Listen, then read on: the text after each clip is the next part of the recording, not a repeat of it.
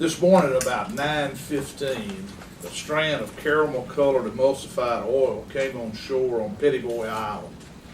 On its south shore, about 2 miles east of the western end of Pettyboy.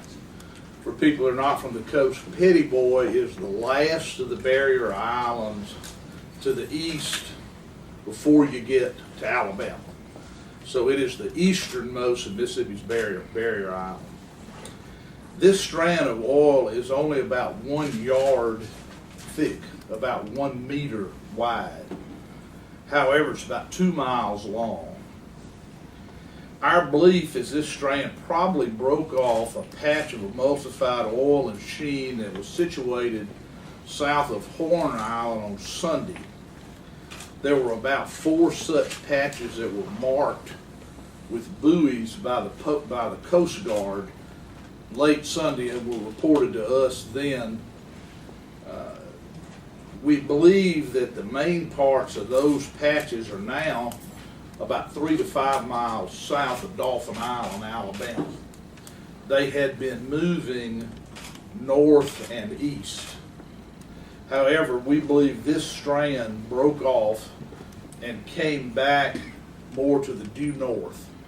Those of you who are familiar with the coast know that as you get very close to the shoreline, the current tends to run east to west.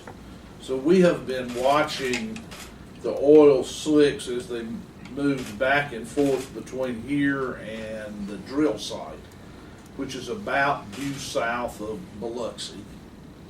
And the oil coming up has tended to go a little bit east of north, a little bit more toward Alabama than toward us. But we had anticipated, because of the near shore currents, that something like this could happen. The strand that came ashore on Pettyboy had sunk slightly below sea level, which is why we think it was not spotted by the overhead reconnaissance and observation teams yesterday. We did not find this yesterday, even though there was a number of flyovers in that area, because we had previously had a patch of oil off Horn Island. For some days, the Coast Guard had been conducting subsurface searches for low-riding product like this, because, again, we have seen in several places some of the oil had gotten enough water that it was no longer lighter than water, and so it was sinking a little bit down into the Gulf. And you've probably heard on network television reports about having to use skimmers that didn't skim the oil off the top, but had to go down deeper, what are called scallop skimmers or drum skimmers. And this is the reason why, because the oil, after it became so beat up and weathered and lost many of its qualities as being oil, was sinking, and you couldn't, quote, skim it. They're having to reach down. We assume that's why this was missed by the airplanes. At any rate, we're going to continue to fly air reconnaissance patrols, but we have asked the Coast Guard to greatly increase the number of vessels that are doing testing below the surface. There is a team on Pettyboy Island and has been.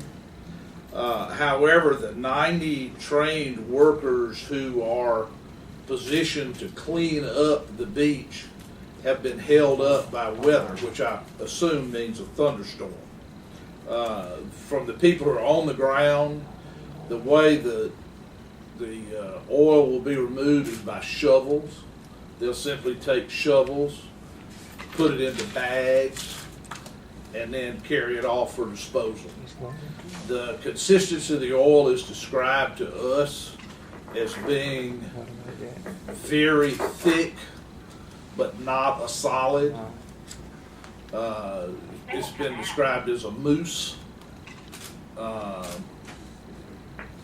so while it is not a liquid anymore, it is not dried up to the point of being solid.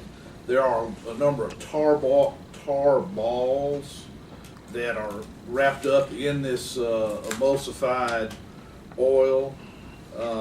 And again, they're a lot thicker than oil so that they have shape, but they're not hard solids. This is the first significant amount of oil residue to hit Mississippi since the Deepwater Horizon explosion 6 weeks ago. While it's the first, it won't be the last. I should say to you that in our conversations all day long today with Mobile, where the headquarters is for the Joint Unified Federal Command and the Coast Guard, they have been most cooperative, but we all understand that we should have found that this oil had broken off from the rest before this morning, because it had broken off probably sometime Sunday night or Monday. Nobody, I'm not blaming anybody or criticizing anybody, but everybody agreed on the calls today.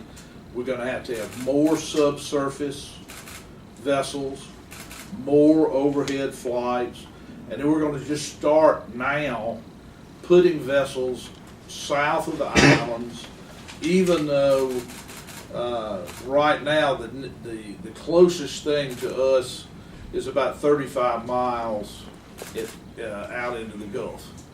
Now, you have, as I said earlier, some oil slick, some sheen, and some depleted oil that's over very close to Dolphin Island.